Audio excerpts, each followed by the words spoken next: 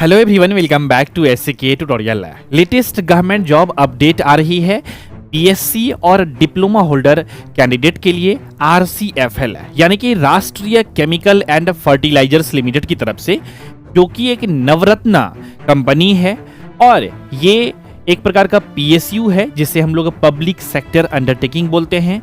ये government of India का undertaking है। इस नोटिफिकेशंस के बारे में हम सभी लोग आज के इस वीडियो में डिटेल में समझेंगे कि किस किस पोस्ट के लिए वैकेंसीज को रिलीज की गई है, कौन कौन से एजुकेशनल क्वालिफिकेशंस वाले कैंडिडेट को फॉर्म को अप्लाई करने के लिए एलिजिबल हैं, कब से कब तक फॉर्म को अप्लाई कर सकते हैं और इसमें क्या रहती है सिलेक्शन प्रोसेस, कितने स्टेजेज में होती है सिलेक्शंस। इन सभी चीज़ों के बारे में हम सभी लोग आज के इस वीडियो में डिटेल में समझेंगे। साथ ही साथ हम लोग समझेंगे एग्जामिनेशन फॉर्म फिलअप करने में कितने फी लगेंगे, एज लिमिट क्राइटेरिया क्या रहने वाली है और भी इंपॉर्टेंट इंफॉर्मेशन जो कि एक सीरियस एस्पायरेंट को जाननी चाहिए, सब कुछ समझेंगे। और लास्ट में बात करेंगे इस एग्जामिनेशन का प्रिपरेशन स्ट्रेटेजी के बारे में भी और रिसोर्सेस के बारे में भी। इसीलिए आप सभी लोग इस वीडियो में पूरा लास्ट तक बने रहिएगा। आप सभी के लिए ये वीडियो बहुत ही ज़्यादा इंफॉर्मेटिव और हेल्पफुल होने वाली है। एक ही वीडियो से आप पूरा कंप्लीट इंफॉर्मेशन को समझ पाएंगे बहुत ही बेहतर ढंग से। तो चलिए बिना देर किए आज की इस एपिसोड की शुरुआत करते हैं। इस YouTube चैनल पे अगर आप लोग पहली बार विजिट किए हैं तो इस चैनल को जरूर सब्सक्राइब कर लीजिएगा और अगर आपको वीडियोस पसंद आए तो वीडियोस को लाइक जरूर कर दीजिएगा, शेयर भी कर दीजिएगा अपने फ्रेंड के साथ। तो चलिए बिना देर किए हम लोग आज के इस एपिसोड की शुरुआत करते हैं। मैं यहाँ पर बात कर रहा हूँ राष्ट्रीय केमिकल्स एंड फर्टिलाइजर्स लिमिटेड के बारे में। ऑलरेडी हमने आप सभी को बता दिया है कि ये जो है एक प्रकार का क्या है, नवरत्ना कंपनी है जो कि गवर्नमेंट ऑफ इंडिया का अंडरटेकिंग है। बिना देर किए जो है हम लोग सीधा मूव करते हैं, यहाँ पर आगे बढ़ते हैं। तो इसमें जो वैकेंसीज को रिलीज की गई है for the post of operator trainee के पोस्ट के लिए वैकेंसीज को रिलीज की गई है केमिकल, ठीक है, ऑपरेटर केमिकल ट्रेनिंग के पोस्ट के लिए वैकेंसीज को रिलीज की गई है। टोटल जो नंबर ऑफ वैकेंसीज है वो है 188, जिसमें से अनरिजर्व्ड कैटेगरी के लिए 85 पोस्ट के लिए वैकेंसीज है, एससी के लिए 18 है, एसटी के लिए 17 है और ओबीसी एनसीएल के लिए 50 है और ईडब्ल्यूएस के लिए 18 है। तो आपने देख लिया अपना अपना कैटेगरी वाइज जो है कितना कितना वैकेंसीज को रिलीज की गई है यहाँ पे। इसी के साथ हम लोग अब आगे बढ़ते हैं और भी इंपॉर्टेंट इंफॉर्मेशन को हम लोग यहाँ पर समझते हैं। देखिए यहाँ पर अब हम लोग बात करने वाले हैं एजुकेशनल क्वालिफिकेशंस के बारे में, एक्सपीरियंस के बारे में, एज के बारे में, यानी कि पूरा एलिजिबिलिटी क्राइटेरिया के बारे में हम लोग समझेंगे। एलिजिबिलिटी क्राइटेरिया का जो कट ऑफ डेट है जो काउंटिंग की जाएगी वो आपका क्लियरली यहाँ पर मेंशन है कि 1 यानी कि 1 फरवरी 2026 जो है रखी गई है। ये जो पोस्ट है ऑपरेटर केमिकल ट्रेनी, इसके लिए जो है बेसिकली यहाँ पर फुल टाइम रेगुलर अगर आपने बीएससी किया हुआ है केमिस्ट्री से, chemistry as an main subject आपका रहा है, degree from UGC AICT recognised university से या institutions with physics as one of the subject during any of the 3 years course of BSc degree and passing of the National Council of Vocational Training यानी कि NCVT को अगर आपने पास किया है तो in the attendant operator chemical plant, तो आप जो है दैट इज की एओ जो होता है सीपी ट्रेड, तो आप जो है फॉर्म को अप्लाई करने के लिए एलिजिबल होते हैं। The NCVT in AOCP trade is necessarily to be completed after passing of BSc chemistry degree, ठीक है, ये होना चाहिए तभी आप फॉर्म को अप्लाई करने के लिए जो है एलिजिबल होंगे। साथ ही साथ आपका बीएससी में जो है मिनिमम 55% मार्क्स होना चाहिए in last year of average aggregate of last 2 semester का ऑफ बीएससी केमिस्ट्री डिग्री। तो ये कंडीशंस को अच्छे से देख लीजिएगा। साथ ही साथ बहुत सारे केमिस्ट्री वाले जो कैंडिडेट हमारे साथ जुड़े हुए हैं, पीएसयू क्रैकर्स बैच में हो या पीएसयू टारगेट बैच में हो या आप नॉर्मल भी जो बहुत सारे बैचेज चलते हैं उसमें भी बहुत सारी कंप्लेन रहती है कि सर पीएसयू में जब वैकेंसीज आती है तो उसमें एज लिमिट को लेकर के रिस्ट्रिक्शंस रहता है। जैसे कि अभी एचपीसीएल में जो वैकेंसीज को रिलीज की गई है इसमें मैक्सिमम एज लिमिट जो रखी गई है वो 25 ईयर्स रखी गई है, जो कि अनरिजर्व कैटेगरी के लिए मैं बता रहा हूँ। यहाँ पर आप देख सकते हैं कि एज लिमिट को लेकर के बहुत सारे स्टूडेंट को जो है यहाँ पर छुटकारा मिलने वाला है, यानी कि बहुत सारे स्टूडेंट को मौका मिलने वाला है यहाँ पर एग्जामिनेशन देने के लिए जिन्होंने बीएससी केमिस्ट्री से किया हुआ है। फॉर अनरिजर्व्ड कैटेगरी के लिए 30 इयर्स का एज लिमिट रखी गई है, जो कि बहुत अच्छी बातें हैं। फॉर एससी और एसटी कैटेगरी के लिए 35 ईयर्स है, फॉर ओबीसी के लिए 33 ईयर्स का है, और additional concessions for ex serviceman के लिए मिलेगा। ठीक है, और ये सभी बातें आप लोगों ने देख लिया, क्लियर हो गई बातें। तो ये हो गई कहानी पूरा बीएससी वाले कैंडिडेट के लिए एलिजिबिलिटी क्राइटेरिया को लेकर के। इसी के साथ हम लोग जब आगे बढ़ेंगे यहाँ पर अब, तो यहाँ पर क्वालिफिकेशंस दूसरा भी दिया गया है कि अगर आपने फुल टाइम रेगुलर 3 इयर्स का डिप्लोमा किया हुआ है इन केमिकल इंजीनियरिंग में या टेक्नोलॉजी में from UGC AICTE recognised university या इंस्टीट्यूशन से, and successful completion of 1 year का आपने जो है BOAT, ठीक है, ये बेसिकली क्या होता है, ये आपका बेसिकली अप्रेंटिसशिप एक्ट होता है, अप्रेंटिसशिप आपने किया हुआ होता है, यही है यहाँ पर बताई गई है। ठीक है, BOAT बहुत ज़्यादा कुछ नहीं है, ये बेसिकली ये बोर्ड ऑफ अप्रेंटिसशिप एक्ट होता है, ऐसा ही कुछ इसका होता है बेसिकली फुल फॉर्म। तो आपने अगर अप्रेंटिसशिप किया है बेसिकली 1 ईयर का, तो आप फॉर्म को अप्लाई करने के लिए एलिजिबल होते हैं। एक बार इसको चेक भी कर सकते हैं आप सभी लोग गूगल पे, अभी डायरेक्टली एग्जैक्टली मुझे याद नहीं आ रहा है, शायद वही होता है, बोर्ड ऑफ अप्रेंटिसशिप एक्ट ही होता है। तो इसको आप लोग एक बार देख सकते हैं, अप्रेंटिसशिप ट्रेनी होता है basically, board of apprenticeship trainee. ठीक है, इसके बाद हम लोग यहां पर बात करते हैं कि the candidate with HSC science जो है बैकग्राउंड, ये वाले चीज़ों को देख सकते हैं। तो ये बेसिकली एक तरह के 1 ईयर का अप्रेंटिसशिप सर्टिफिकेट है, तो यहां पर आप फॉर्म को अप्लाई करने के लिए एलिजिबल हो जाते हैं। ठीक है, इसके बाद यहाँ पर एजुकेशनल क्वालिफिकेशंस वगैरह सब दी गई है पूरा अच्छे से डिटेल में, एज लिमिट क्राइटेरिया के बारे में बताई गई है। 4 ईयर के सेमेस्टर का 3.5 year semester will fill with full time and regular technology, ये सब चीज़ें देख लीजिएगा अपने अपने अकॉर्डिंग। इसके बाद रिजर्वेशंस एंड जो है ये सभी चीज़ें मिलेगा ही एज लिमिट वाले कैंडिडेट के लिए, और सब कुछ में रिजर्वेशंस है, इसमें अप्लीकेबल है। इसके बाद हम लोग बात कर लेते हैं यहाँ पर कि date of recording criteria eligibility, वो हमने बता ही दिया है कि 1 फरवरी 2026 से। और एप्लीकेशन फी जो रखी गई है इस एग्जामिनेशंस के लिए, आप सभी लोग देख सकते हैं यहाँ पर कि 700 रुपीज रखी गई है, और प्लस में बैंक चार्जेज एप्लीकेबल जो है ना, टैक्स GST वगैरह सब पे करना होगा। ठीक है, ये बातें यहाँ पर बताई गई है। अब आगे बढ़ते हैं हम लोग, नेचर ऑफ जॉब कैसा रहने वाला है। तो देखिए, ऑपरेटर केमिकल ट्रेनिंग के पोस्ट के लिए वैकेंसीज को रिलीज की गई है। ठीक है साथियों, अब यहाँ पर ये जो जॉब है ना, ये रिक्वायर करता है working in rotating shifts including night shift भी हो सकता है, एंड द सेलेक्टेड कैंडिडेट में be posted in any plant department और इरेस्पेक्टिव ऑफ जेंडर। ठीक है, also this job requires high level of physical fitness for heavy nature of jobs with includes lifting of equipment, valve operation etcetera. The workload is heavy in nature.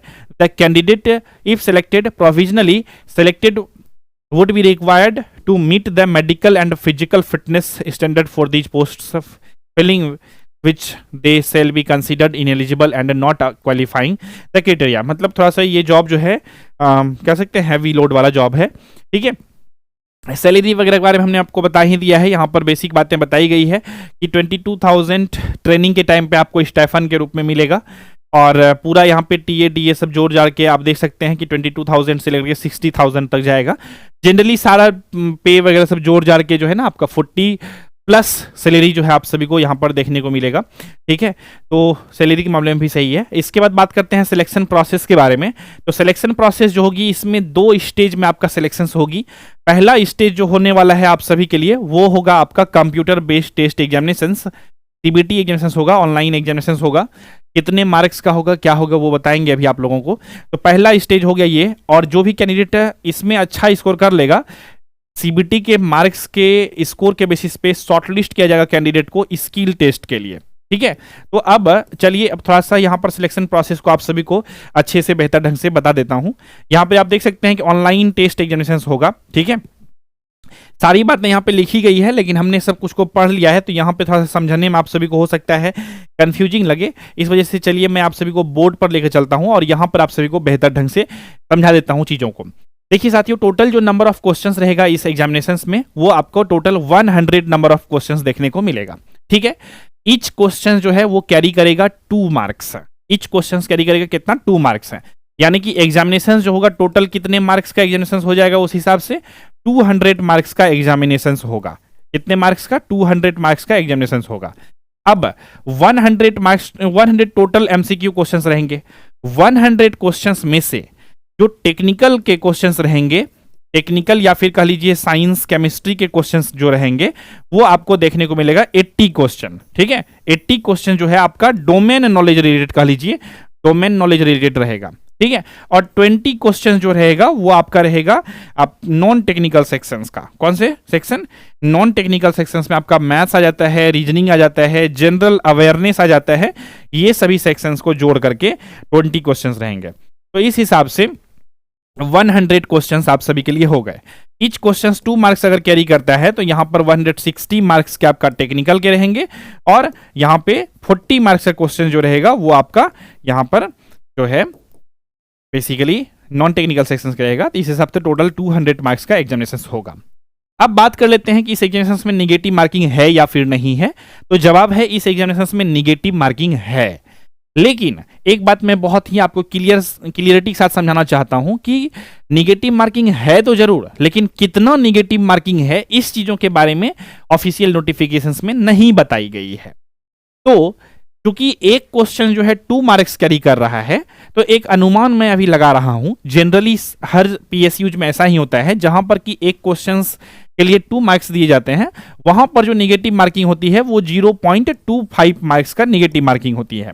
ठीक है, 0.25 का negative marking होती है, या नहीं तो रेयरली जो है 0.25 मार्क्स का निगेटिव होती है। ठीक है, तो अधिक पॉसिबिलिटी है 0.25 का निगेटिव मार्किंग होगी। ठीक है, फिर भी अभी क्लियरिटी नहीं है, नोटिफिकेशंस में ये बातें स्पष्ट रूप से नहीं बताई गई है।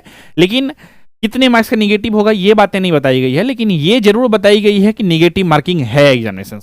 तो इस बात को लेकर के चलना है मन में। ठीक है, अब जो भी स्टूडेंट सीबीटी एग्जामिनेशन दे देगा, ये हमने सीबीटी एग्जामिनेशन का एग्जामिनेशन पैटर्न को आप सभी को बताया। अब जो कैंडिडेट सीबीटी एग्जामिनेशन को दे देगा वो कैंडिडेट को शॉर्टलिस्ट किया जाएगा स्किल टेस्ट के लिए। अब स्किल टेस्ट कैसे होंगे इसको समझ लेते हैं थोड़ा सा। स्किल टेस्ट जो होगा यहां पर एक ये जो टेस्ट है ये क्वालिफाइंग इन नेचर है। ठीक है, और ध्यान से सुनिएगा, यहां पर जैसे कि एक बेसिकली टोटल जो है यहां पर एक पोस्ट के लिए जो है टोटल 7 कैंडिडेट को बुलाए जाएंगे एसपीपीटी टेस्ट देने के लिए, यानी कि 1:7 के रेशियो में कैंडिडेट आएंगे एसपीपीटी टेस्ट, सॉरी एसपीपीटी नहीं स्किल टेस्ट बोल लेते हैं, एसपीपीटी टेस्ट को ही बेसिकली स्किल टेस्ट भी बोला जाता है। आईओसीएल में जब होती है स्किल टेस्ट तो वहां पर एसपीपीटी टेस्ट बोलते हैं बेसिकली, इसीलिए अभी मुंह में आ गया ऐसा। तो बेसिकली यहाँ पे स्किल टेस्ट के लिए जो है जितने भी पोस्ट हैं उसके 7 टाइम्स कैंडिडेट को बुलाए जाएंगे बेसिकली स्किल टेस्ट के लिए, क्योंकि एक पोस्ट के लिए 7 लोग आएंगे। तो टोटल 188 वैकेंसीज है और 7 टाइम्स कैंडिडेट आएंगे, तो टोटल जो है 1316 नंबर ऑफ कैंडिडेट जो है आएंगे एग्जामिनेशंस को देने के लिए, सॉरी स्किल टेस्ट को देने के लिए। एग्जामिनेशंस तो बहुत सारे कैंडिडेट देंगे। ठीक है, और उस हिसाब से एग्जामिनेशंस का सिटी जो है अभी 2-3 ही रखी गई है, मुंबई और कुछ आसपास नागपुर है, मुंबई है, और बताया गया है कि आरसीएफएल को ये राइट है कि अगर ज़्यादा नंबर ऑफ एप्लीकेशंस हो जाते हैं, फॉर्म भरे जाते हैं, तो हम लोग एग्जामिनेशन सेंटर को बढ़ा भी सकते हैं। एग्जामिनेशंस जो होगी सीबीटी एग्जामिनेशंस ये 3 लैंग्वेज में होगी। मराठी लैंग्वेज में होगी, दूसरा इंग्लिश में होगी और तीसरा हिंदी में होगी। तो कोई भी स्टूडेंट जो है ऑल इंडिया का कोई भी स्टूडेंट इस एग्जामिनेशंस के फॉर्म को अप्लाई कर सकता है। तो आई होप आपको ये एग्जामिनेशंस के बारे में पूरा कंप्लीट रूप से ये बातें यहां तक सिलेक्शन प्रोसेस वगैरह सब समझ में आ गई होगी। ठीक है, कंप्लीट इंफॉर्मेशन यहां तक समझ में आ गई होगी। तो हमने यहां पर एग्जामिनेशंस पैटर्न को भी डिस्कशन कर लिया। अब थोड़ा सा यहां पर और आगे बढ़ लेते हैं। ऑनलाइन टेस्ट होगा ये सब बता ही दिया है हमने। ठीक है, और SC ST कैंडिडेट को जो है बेसिक बातें सब यहाँ पे इंफॉर्मेशन इंस्ट्रक्शंस के फॉर्म में बताई गई है। इसके बाद फॉर्म फिलअप करने के लिए है स्किल टेस्ट के लिए जो हमने आपको बताया है कि 1:7 के कैंडिडेट के रेशियो में कैंडिडेट को बुलाया जाएगा। जो कैंडिडेट सीबीटी एग्जामिनेशंस में निगेटिव मार्क्स स्कोर करेंगे या सीबीटी एग्जामिनेशंस में 0 मार्क्स स्कोर कर लेंगे वो कैंडिडेट को स्किल टेस्ट के लिए नहीं बुलाया जाएगा। ये सब बातें लिखी गई है। ये जो जॉब है ना बेसिकली ये ग्रुप C लेवल का जॉब है, इस बात को याद रखिएगा। इसके बाद सभी बातें आपको जो है एडमिट कार्ड में लिखी हुई मिलेगी ही। ऑनलाइन टेस्ट जो होगा ये 100% राउंडेड ऑफ रहेगा अप टू 2 डेसिमल प्लेसेस तक। स्किल टेस्ट जो है ये क्वालिफाइंग इन नेचर है, ये याद रखिएगा। ठीक है। इसके बाद फॉर ऑपरेटर ट्रेनिंग केमिकल के पोस्ट के लिए हाईएस्ट जो परसेंटेज मार्क्स है एसएससी एग्जामिनेशंस में, डेट ऑफ बर्थ, ये सब चीज़ें बेसिकली है। आपका प्री एम्प्लॉयमेंट मेडिकल एग्जामिनेशंस होगा, फिर कैसे अप्लाई करते हैं, ये सभी बातें दी गई है। तो इस ऑफिशियल नोटिफिकेशन को आप सभी लोग आरसीएफएल के ऑफिशियल वेबसाइट से डाउनलोड करके देख सकते हैं और समझ सकते हैं। तो आई होप आपको यहां तक चीजें समझ में आ गई होगी। अब हम लोग समझते हैं कि इस एग्जामिनेशन की तैयारी कैसे करनी चाहिए। तो आपको एक बात की क्लियरिटी तो मिल गई है कि क्वेश्चन कहां कहां से आएंगे। डोमेन नॉलेज रिलेटेड से जो है टेक्निकल और साइंस यानी कि केमिस्ट्री के क्वेश्चन जो है आप सभी को देखने को मिलेंगे और इसका वेटेज ज्यादा रहने वाली है। तो जो है बेसिकली, और चूंकि एक ही पोस्ट के लिए 2 एजुकेशन क्वालिफिकेशंस वाले कैंडिडेट फॉर्म को अप्लाई करने के लिए एलिजिबल हैं, डिप्लोमा इन केमिकल इंजीनियर वाले कैंडिडेट और बीएससी इन केमिस्ट्री वाले कैंडिडेट फॉर्म को अप्लाई करने के लिए एलिजिबल हैं। इसीलिए पेपर जो बनेगा वो यूनिवर्सल पेपर बनेगा, मतलब ऐसा पेपर जो कि केमिकल इंजीनियरिंग वाले स्टूडेंट भी सॉल्व कर सकें और बीएससी केमिस्ट्री वाले स्टूडेंट भी उस पेपर को सॉल्व कर सकें। तो ये मैं आप सभी को पूरा कंप्लीट रूप से आरसीएफएल के ऑनलाइन पेड बैच में आप सभी को मैं पढ़ा रहा हूं। अगर आप सभी लोग प्रिपरेशन करना चाहते हैं बेहतर ढंग से तो आप सभी लोग जो है हमारे साथ जुड़ सकते हैं। कहां पर? एसके ट्यूटोरियल ऐप पर। आपको सिंपल में क्या करना है, गूगल प्ले स्टोर से डाउनलोड कर लेना है एसके ट्यूटोरियल ऐप को और ऐप में लॉगिन करके आप सभी लोग बैच में इनरोलमेंट ले सकते हैं। आरसीएफएल एग्जामिनेशंस 2026 के लिए आज चूंकि ये नोटिफिकेशंस को रिलीज की गई है और आज से ही आप सभी लोग फॉर्म को अप्लाई कर सकते हैं। ठीक है, आज डेट क्या है मैं बता देता हूं। ये है बेसिकली 11 अप्रैल है, आज अप्रैल 2026 है। कब तक फॉर्म को अप्लाई कर सकते हैं? तो इसको अप्लाई कर सकते हैं 27 अप्रैल 2026 तक फॉर्म को आप अप्लाई कर सकते हैं। ठीक है, और आज वैकेंसी आई है, आज ही हमने बैच को भी लॉन्च कर दिया है आप सभी के लिए और आज से ही आप सभी लोग प्रिपरेशन की शुरुआत कर सकते हैं, क्योंकि जनरली ये सभी जो वैकेंसी जाती है इसके लिए आपको 30 से 45 डेज मैक्सिमम 60 डेज का ही टाइम मिलता है। तो इसीलिए अगर आप तैयारी करना चाहते हैं तो फॉर्म को अप्लाई कर दीजिए और प्रिपरेशन की शुरुआत कर सकते हैं। आरसीएफएल 2026 का बैच जो है हमारे एसके ट्यूटोरियल ऐप पर अवेलेबल है। ऐप को गूगल प्ले स्टोर से डाउनलोड कर लेना है और ऐप में लॉगिन करके आप सभी लोग इस बैच में इनरोलमेंट ले सकते हैं और बेहतर ढंग से प्रिपरेशन की शुरुआत कर सकते हैं। साथ ही साथ साथियों, अगर आपको कोई भी बैच से संबंधित इंक्वायरी करना है तो आप सभी लोग जो है हमारे एडमिशन हेल्पलाइन नंबर 7903200795 पे कॉल करके जानकारी भी ले सकते हैं।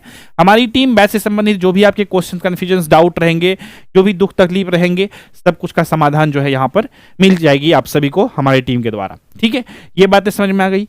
चलिए अब आप सभी के लिए एक और बहुत ही महत्वपूर्ण सूचना है कि जो कैंडिडेट बेसिकली बीएससी किए हुए हैं केमिस्ट्री से या फिर एमएससी किए हुए हैं केमिस्ट्री से या कर रहे हैं, या फिर डिप्लोमा बीई बीटेक या फिर BE BTech in electrical engineering, instrumentation engineering, electronics and communication engineering या फिर केमिकल इंजीनियरिंग से कर रहे हैं या कर चुके हैं, उनके लिए सबसे बेस्ट बैच जो है वो है पीएसयू क्रैकर्स बैच।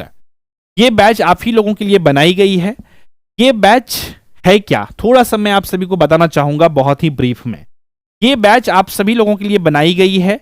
ये बैच जो है आती है आप सभी लोगों के लिए अनलिमिटेड वैलिडिटी के साथ, मतलब एक बार इस बैच में इनरोलमेंट ले लेते हैं तो इस बैच की वैलिडिटी जो है आपका अनलिमिटेड रहती है या फिर टिल योर सिलेक्शंस रहती है, यानी कि जब तक आपको जॉब नहीं लगेगा तब तक इस बैच की वैलिडिटी जो है वो एक्टिव रहेगी। जिस दिन आप कहेंगे सर मेरा इस पीएसयू में सिलेक्शंस हो गया है, उस दिन जो है आपका बैच का सब्सक्रिप्शंस को इंड की जाएगी। तो यानी कि एक बार बैच ले लिए तो आपको वैलिडिटी की नो टेंशन, पहला बात। दूसरा बात जो है इस बैच में आपको कंप्लीट एंड डिटेल में सिलेबस को पढ़ाया जाता है।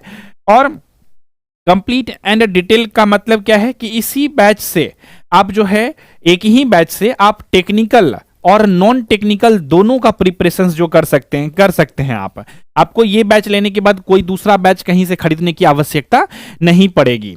तो आप एक ही बैच से पूरा कंप्लीट प्रिपरेशन कर सकते हैं। तो ये बातें हो गई दूसरा पॉइंट।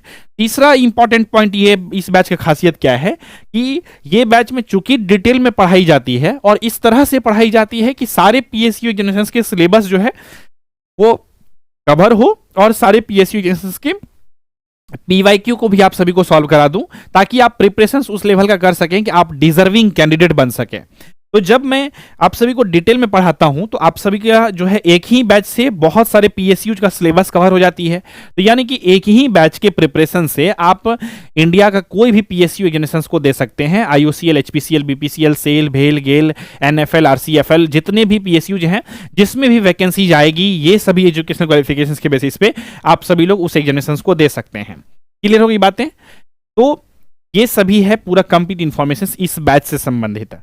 क्योंकि ये बैच आती है अनलिमिटेड वैलिडिटी के साथ, इसीलिए इस बैच की थोड़ी सी कॉस्ट जो है वो हाई है। तो सभी कैंडिडेट अगर अफोर्ड नहीं कर पाएंगे, जिनके लिए अफोर्डेबल है वो ले सकते हैं, और जिनके लिए ये अफोर्ड करना मुश्किल है वो उनके लिए एक बहुत अच्छी फैसिलिटी है। आप इसमें जो है बेसिकली पार्ट वाइज पेमेंट करके भी एडमिशंस ले सकते हैं, यानी कि कह सकते हैं पार्ट वाइज पेमेंट करने की भी सुविधा है इस बैच के अंदर। तो आप 50% पेमेंट करके इस बैच में इनरोलमेंट ले सकते हैं, और 50% रिमेनिंग पेमेंट जो है आप पार्ट वाइज मंथली करके पेमेंट कर सकते हैं ये पीएसयू का कैश बैच में जुड़ने के लिए। लेकिन अगर आपको लगता है कि नहीं, मैं इतना फी को अफोर्ड ही नहीं कर पाऊंगा, मेरा बजट कम है, तो आपके लिए एक और बैच है, वो है पीएसयू टारगेट बैच। वो सस्ते में आ जाती है, बस उसका वैलिडिटी जो रहेगी वो सिर्फ 1 ईयर की रहेगी, और रिमेनिंग चीजें जो रहेगी सेम रहेगी। तो वैलिडिटी को लेकर रेस्ट्रिक्शंस रहेगा 1 ईयर का सिर्फ, इसमें वैलिडिटी को लेकर के नो टेंशन। ठीक है, तो आप जो है पूरा इंक्वायरी लेना चाहते हैं तो आप जो है हमारे एडमिशन हेल्पलाइन नंबर 7903200795 पे कॉल करके जानकारी ले सकते हैं।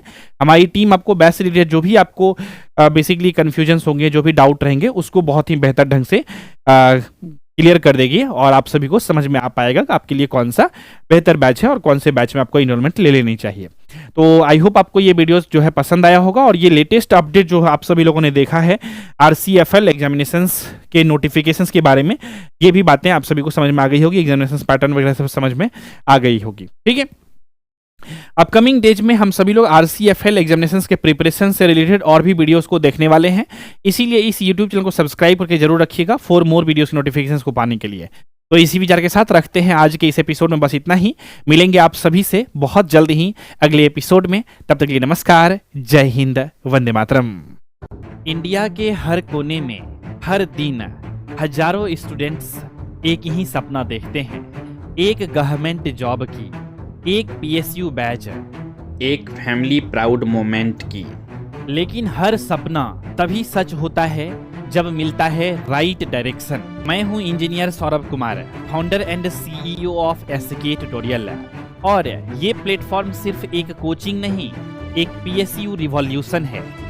आईओसीएल हो, एचपीसीएल हो, एनएफएल, डीआरडीओ या इसरो, हम हर एग्जाम के लिए देते हैं टारगेटेड गाइडेंस और कंप्लीट स्ट्रेटेजी। कॉन्सेप्ट क्लियर करने से लेकर पीवाईक्यू एनालिसिस तक एसके ट्यूटोरियल आपके प्रिपरेशन जर्नी का हर स्टेप सिंप्लीफाई करता है। आज हमारे स्टूडेंट इंडिया भर के पीएसयू में काम कर रहे हैं। 83 selected in IOCL 2025, 91 selected in NFL 2024, और ये सिर्फ शुरुआत है। एसके ट्यूटोरियल सिर्फ नोट्स नहीं देता, डायरेक्शन देता है। सिर्फ क्लासेस नहीं देता, कॉन्फिडेंस बनाता है। सिर्फ मॉक टेस्ट नहीं देता, रिजल्ट देता है। हमारी सोच सिंपल है, हर टैलेंटेड स्टूडेंट को मौका मिलना चाहिए गवर्नमेंट जॉब का, और हम ये मौका देते हैं पीएसयू क्रैकर्स बैच के थ्रू, अनलिमिटेड वैलिडिटी के साथ है, टॉप रिजल्ट और रियल गाइडेंस के साथ है। तो अगर आप डिप्लोमा या BE BTech in electrical engineering, instrumentation engineering, electronics engineering या फिर केमिकल इंजीनियरिंग से कर रहे हैं, या फिर आप बीएससी या एमएससी केमिस्ट्री से कर चुके हैं या कर रहे हैं, तो आप सभी लोग हमारे साथ जुड़ सकते हैं पीएसयू क्रैकर्स बैच में। So don't just dream of A PSU job, achieve it with us. Join SK Tutorial app now, your gateway to government jobs. Think PSU, think SK Tutorial.